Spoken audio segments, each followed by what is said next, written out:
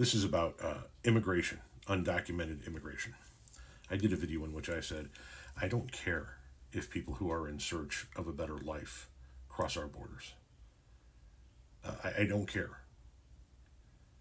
A border is a man-made imaginary line on the ground. And if the roles were reversed, if there was no work to be found in the United States of America, there was a shit ton of economic opportunity in the nation of Mexico, and I was listening to my kids cry because they were going to bed hungry every night, I'd cross the border looking for work too. And so would you. And you know you would. Which is why I don't care if those people come here looking for a better life. The fact that I had the opportunity, and I might dare say the privilege of working with thousands of undocumented immigrants over the course of my landscape career, helps me formulate this decision. I got to know a shit ton of undocumented immigrants on a very personal level, working with them, hanging out with them outside of work, having them to my home. And I'm here to tell you that they're hardworking people. They're family-oriented people. As a matter of fact, conservatives are really not grasping the concept when it comes to how much these undocumented immigrants identify with the conservative movement. For the most part, they're very, very family-oriented. They're very, very much religious people. A good number of them are anti-LGBTQ plus and anti-gay. And because they're brown and are born on the wrong side of some imaginary line, the Republicans just shit on them and cast them aside when they would make natural allies. Excuse me. Having said that,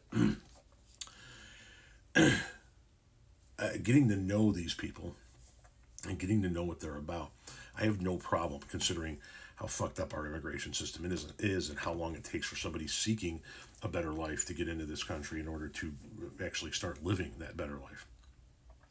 I knew people that had been waiting in line for 15 years. You're going to listen to your kids cry from hunger pains for 15 years before you do something? No, you're not. Anyway, in comes this guy. Cool. We'll have them come live at your house. I'm sure you don't lock your doors. No, I absolutely lock my doors. I lock my doors and I have cameras on my house because my house, my property is private property. The United States isn't. It's public. I know it's a concept you fucking people seem to keep missing when we're having these conversations. You also seem to keep missing the irony, right? You want to send undocumented immigrants to my house because I'm part of the party that has no problem with undocumented immigrants coming into the country looking for a better life. But you never want to talk about the flip side of that coin.